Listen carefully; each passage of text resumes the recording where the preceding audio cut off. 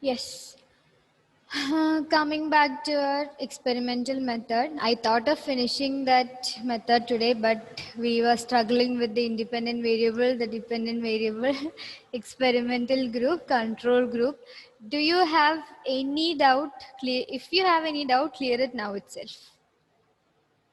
Whatever blunder, whatever foolishness it might be, you can ask me. Yes? Did you all get time to think about these variables and groups? Or were you having continuous classes? Yes. Meghna? Yes, ma'am. Yes, ma'am means you are having 2 periods. 2 periods. Okay.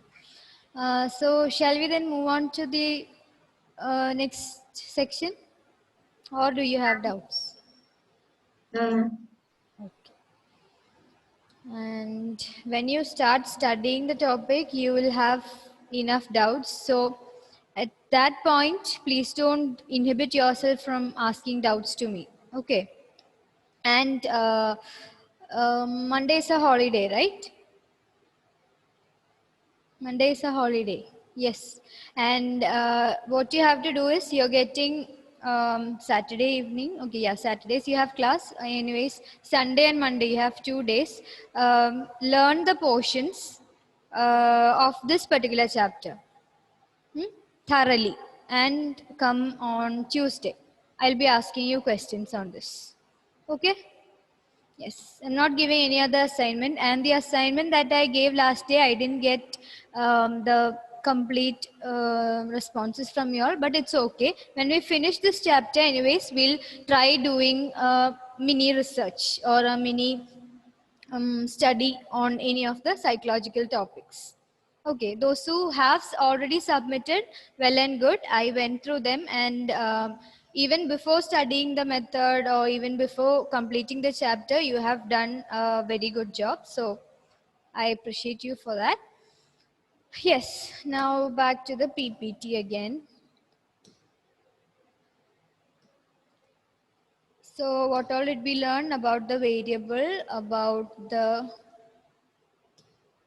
two variables, about the experimental group, control group, and we were talking about the controlling techniques, right?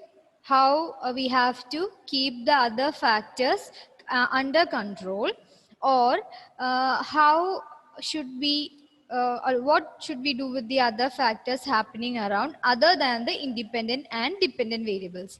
What did we learn? We have to keep them constant, or we have to keep them under control as far as possible. And what one clause that I would like to make here is, it is not 100% possible to control all the factors. Like some of the factors, like situational factors, they might change, but we have to try our maximum to control all the other factors that might influence a dependent variable while doing an experiment. Okay, we have to take caution, we have to see the precautions start the before we start doing the experiment. And here I already told you all relevant variables in an experimental study might influence the dependent variable, need not be controlled. That is what I told you. Did I make a mistake? Yes. All relevant variables in experimental studies that might influence the dependent variable need to be controlled. Okay. And there are three major types of these variables. Like I already told you, there are so many factors that might have an influence on the dependent variable other than the independent variable. So we have to control those factors, and those factors can be mainly categorized into these three variables or these three sections. We'll see what they are. First one is organismic variables. Second one is situational or environment variables. And the third one is sequential variables. So organismic variables, what they mean is, yes, Variables that may, please note down, it's not there in your textbook. Variables that may be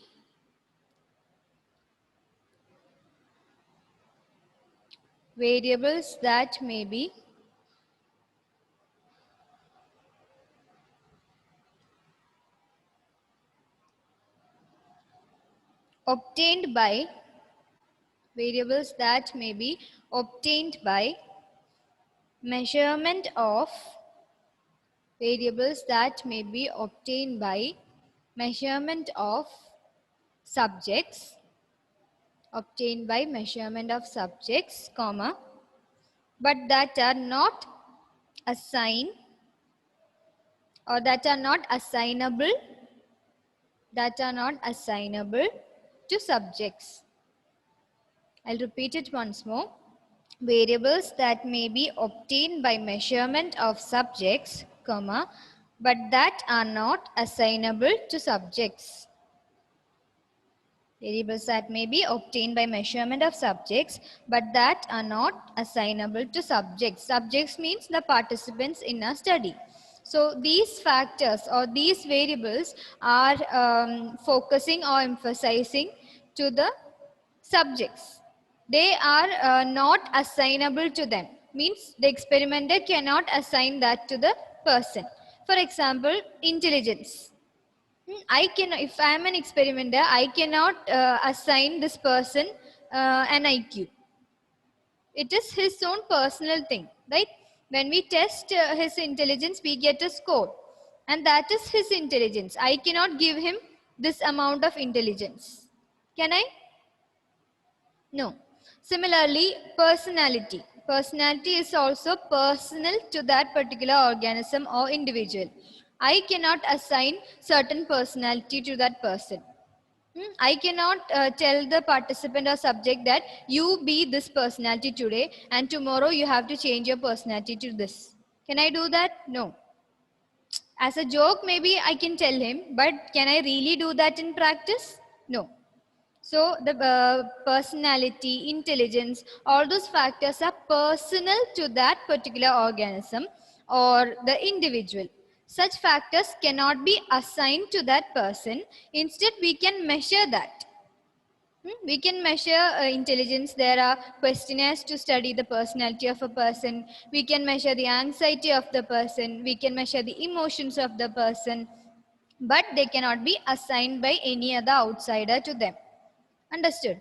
That is what we deal with in organismic variables. Now the second set is situational or environment variables. Just a minute. Okay. Situational or environment variables, just it is as simple as it sounds. It is regarding the environmental factors, that is the noise happening around, the temperature, the humidity of the place. All those factors come under situational or environment variables, and mainly we focus on the environmental conditions that is happening at the time of the experiment. When we do an experiment, there is an environment around these participants, and in that environment, what all environmental or situational factors exist at that particular moment, those are considered as situational or environmental variables. Understood? Okay. Then the third one is sequential variables. These set of variables occur when the participants are tested in different conditions. I'll explain it. See the name of it, sequential variables. So, for example, in intelligence test, let it be an intelligence or let it be a memory test. And in memory test, I am calling 7 of you for an experiment. I'm conducting an experiment in a laboratory, and I am giving you booklets to write down.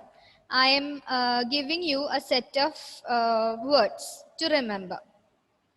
To test your memory, I am giving you a set of words. And I have the same set of words, and I am testing it again and again from morning till evening. With a gap of 3 hours, I am continuously testing you regarding your memory. To test how much is your memory span, I am giving the same list of words in the same order, in the same sequence to you. And so what is happening to you? You are tested in different conditions. That is from morning to evening. Yes? Yes or no? Yes. So you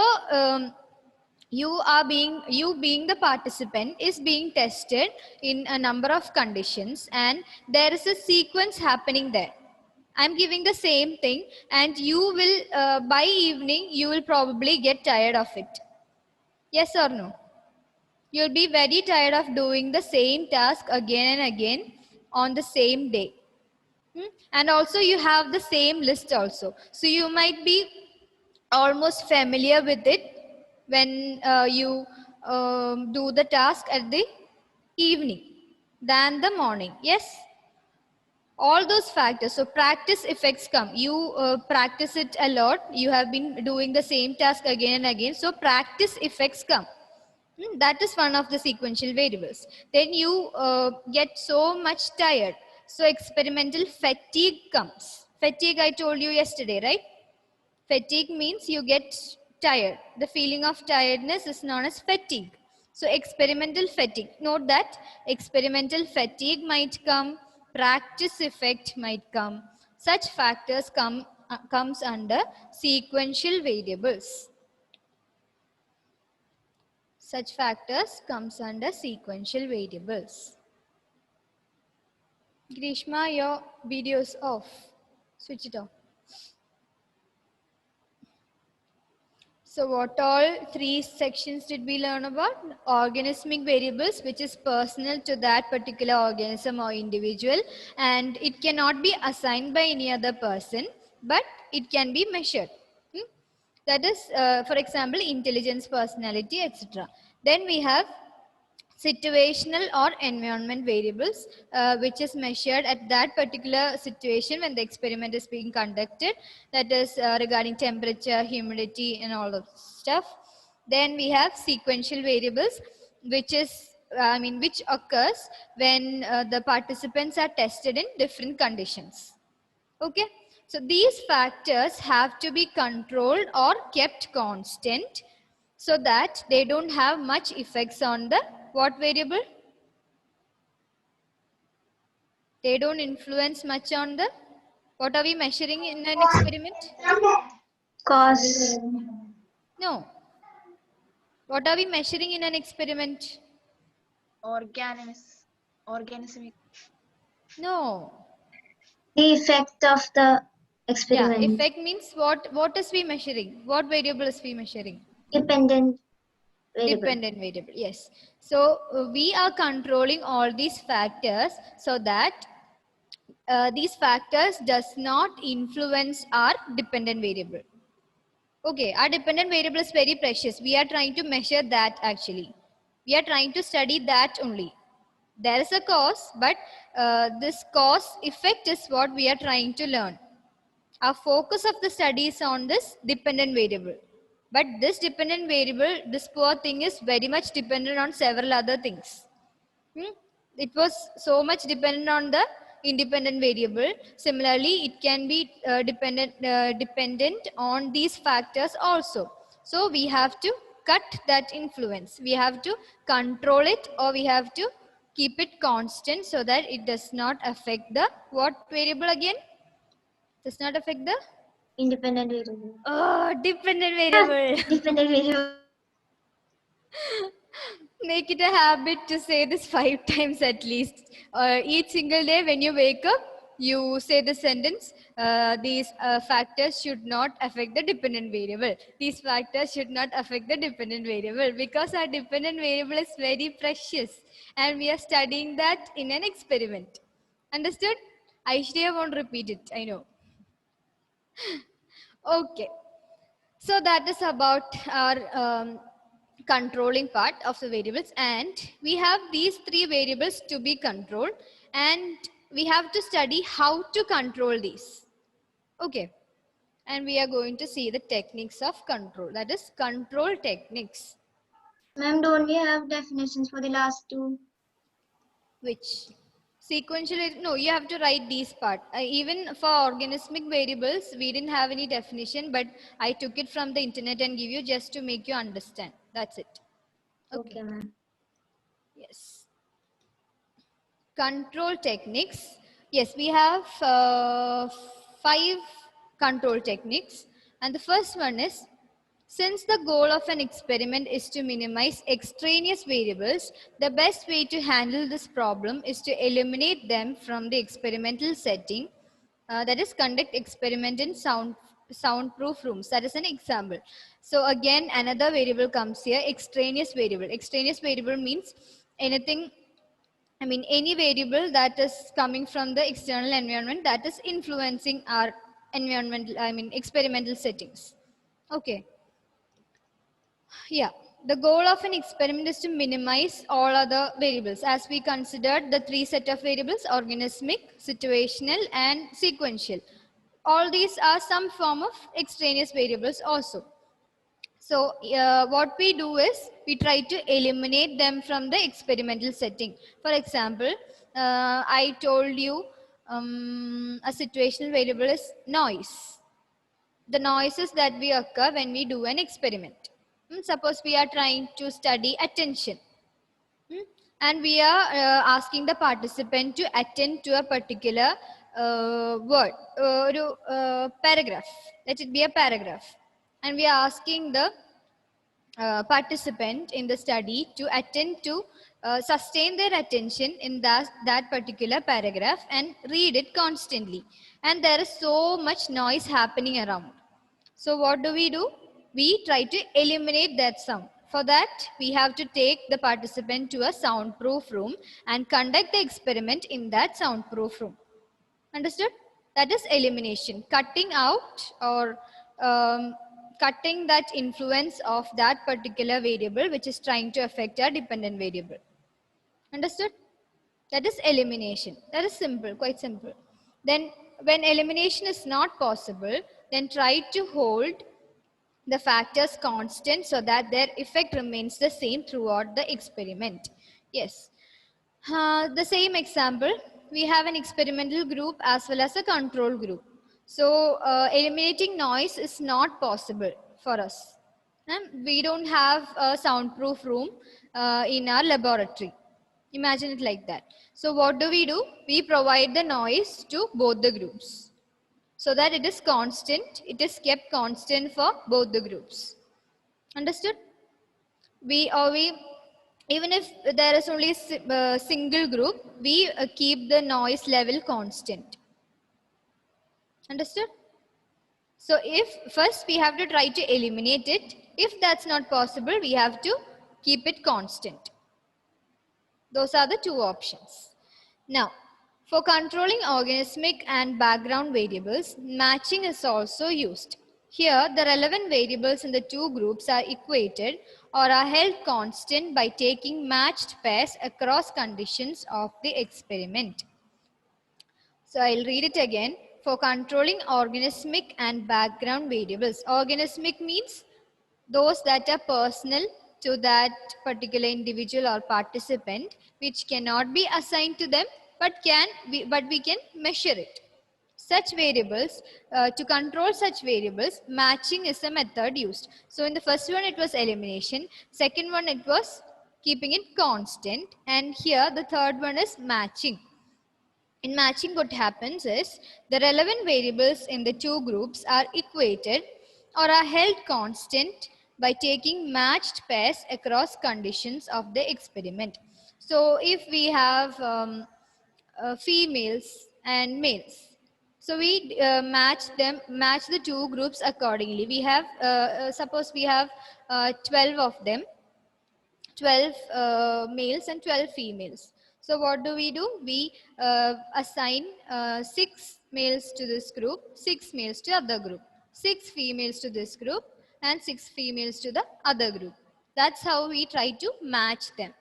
Okay, so in 2 groups, there won't be any bias regarding gender. Understood? That is the process of matching. That is another control technique.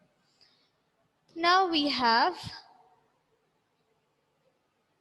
another technique called counterbalancing technique.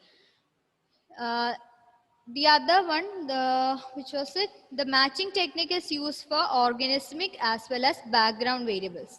While this one, the counterbalancing technique, are used for sequential variables. Please note that. The other one, matching, is used for what variables? Organismic or background variables. They are personal information, regarding personal information. Then counterbalancing is used for the sequence, minimize the sequence effect. Let's see what counterbalancing is. Counterbalancing is a technique used to deal with order effects when using a repeated measures design. Just a minute. Okay. With counterbalancing, the participant sample is divided in half, with one half completing the two conditions in one order and the other half completing the conditions in the reverse order. So here, I told you about the sequence effects, right? When I told about the memory span experiment. Yes, there's a sequence of words that I give to you, and you are being tested in different conditions from morning to evening. Yes, and here to remove that sequence effect, we use this particular method called counterbalancing. Okay, I'll read from your textbook. Suppose there are two tasks to be given in an experiment. Rather than giving the two tasks in the same sequence, the experimenter may interchange the order of the task.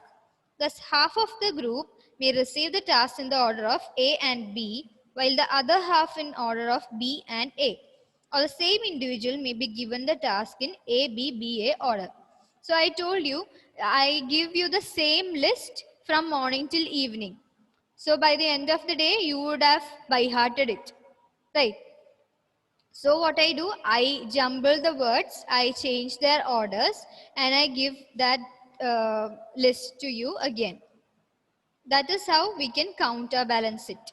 Or if I am measuring a group as a whole, then half of the group will be given in the order A to B, or A, B, C, D in that order. And for the rest of the half, I'll give it in the reverse order. Understood? That is done in counterbalancing, so that sequential effect can be removed or controlled to an extent. Okay. And then we have random assignment. The last method is random assignment, which is very, very, very important in statistics and in also our future researches. Random assignment is, have you learned this in the probability techniques? No? No. Have you heard about random assignment? Anybody? No. Okay. Random assignment means it is self-descriptive, assigning in a random fashion.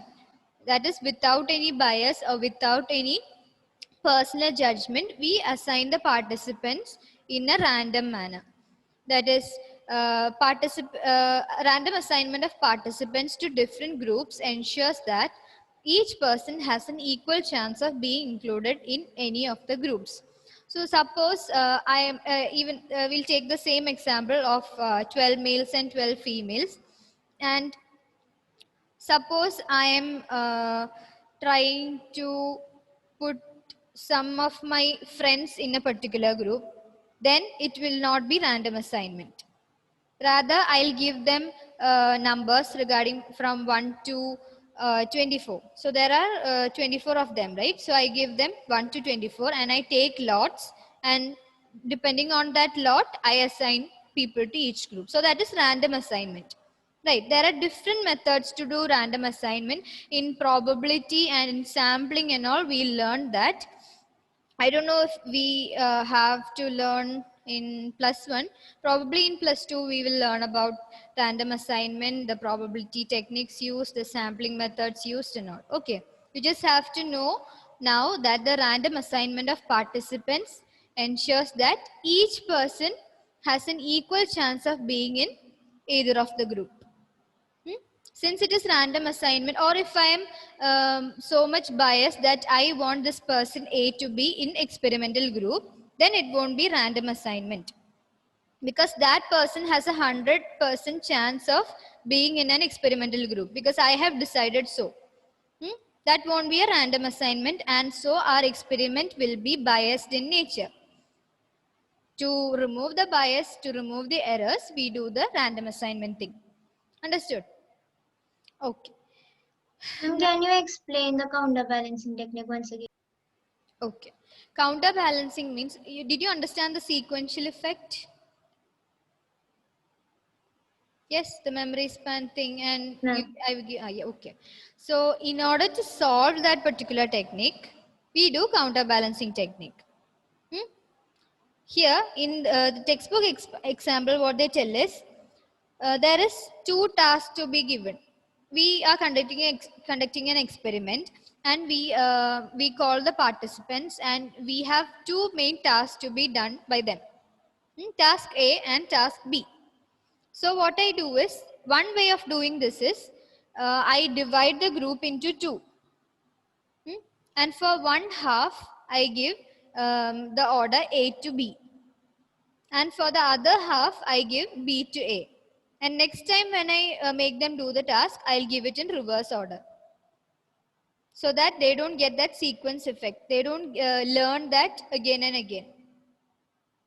Understood? No? Still doubtful, Aishwarya? I know, ma'am. Okay, the other day I made you do a memory task, right? I gave you many words, and I told you to repeat them after me. Once I finished, I asked you to repeat it. So, if I have given the same set of words again and again, then it would be easier for you to by heart them, right? Yes, ma'am. And if I have given them jumbled up, or if I have given another set of words to you to remember, then it would have been different. Even harder. Yes, it would have been even. It would not have been biased in nature. That is why we use counterbalancing technique. Understood? Okay, ma'am. Okay.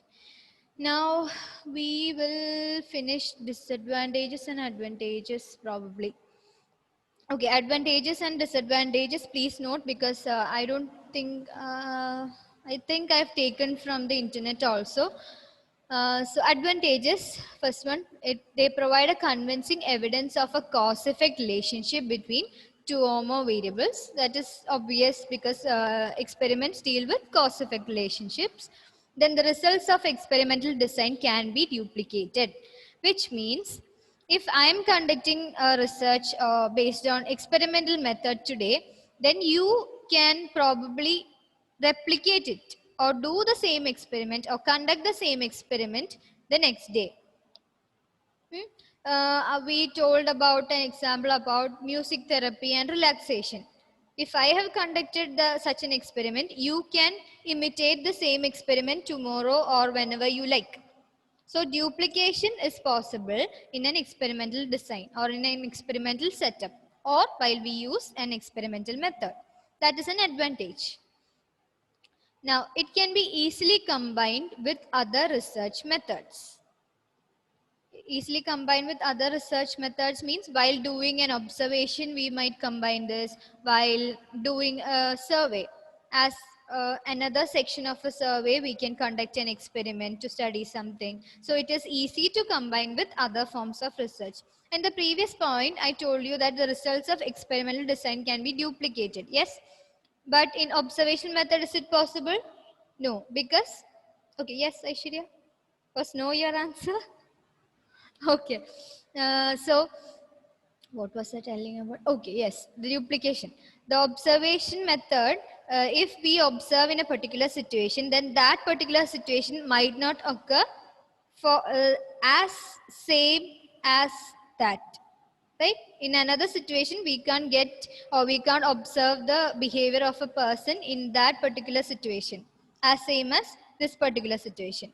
That is why the results of experimental design can be duplicated. That is what the advantage. That is what is the advantage of experimental method. These three are the advantages. Now we'll move on to the disadvantages. Yes, experiments may produce results that do not generalize well or apply to real situations. That is, they have low external validity. External validity is a new term, I know. External validity refers to how well the outcome of a study can be expected to apply to other settings. Means, is the results of our study applicable to the real life settings? If it is applicable to the real life settings, we consider it as having high external validity. But in experiments, what happens is we are conducting it in a laboratory situation, most probably. And in laboratory situations, we are controlling so many factors. Like we have told about the situational, the organismic, and the sequential variables. We are controlling various things. We are keeping it constant. And the very fact that we are trying to measure something can bring some artificial behaviors in our participants, right? When somebody is observing you, you might behave in some artificial way than when you're alone at home, right? So that is why experiment or the results produced by the experiments are considered to have low external validity. Means they are not very much applicable to the real life situations or the outside world from these experimental conditions. Understood? Yes. Then uh, not always feasible means it cannot be whether in financial terms experiments might be time consuming or it might become very expensive because some experiments might require so many participants, the technical setup and all the tools that we use, they might be expensive, so it is not always feasible. Not always feasible, not only in terms of money matters but also in terms of other conditions. One example is given here. Children cannot be put to staff to study the influence of nutritional deficiency on intelligence. So, if we are interested to learn how the nutritional deficiency causes high or low intelligence, we are interested to learn what effect this nutritional deficiency has on the intelligence of children. So for that, can we bring so many children to the experimental setup and put them to starve? No, we can put them to starve technically, but that is completely unethical. And it's not humanly too. So what we do is we try to study it in some other way and not in terms of an experiment. What we can do in that way is we can select children who are already deficit, who already has nutritional deficits, and then we can study them and we can compare them with healthy people, healthy children. We can do it in that way. We'll study that in quasi experiments. Okay, so here what did we say? The point that we were trying to make is the experiments or the experiment method is not always feasible in nature. And then the last point is it is difficult to know and control all the relevant variables. This I told you before we studied the control techniques. We have categorized them into different categories, that is organismic, the sequential, the situational or environmental. But although we know that all these factors might influence our precious little dependent variable, we cannot control all these variables completely. That is a truth, that is a fact. But we have to try to control it. There is no other way we can escape from it. Yes, that is all about the advantages and disadvantages. So again, a quick recap about this. We have, what did we start with? We started with the introduction to experimental method. Then we studied about the concept of variable. Then we looked into the two types of variables. Then the two types of groups, experimental and control group. And then we also learned about the controlling or the keeping constant thing, and we discussed about three main variables that might influence our dependent variable. And then what did we learn? We just learned. Now what did we learn, Raina? Last topic, This topic is control techniques and the disadvantages disadvantages and and advantages of experimental method. Now we have a small portion remaining regarding experimental method, that is field experiments and quasi experiments. I'll take that tomorrow. Okay, and we'll move on to the other methods. This experimental method is the one which is a bit complicated. The other ones are pretty easier than this. Okay, so please read and come tomorrow and study these portions till the portions that we take tomorrow when you come on Tuesday. Okay. Okay, thank you. Thank you, ma'am. Yes.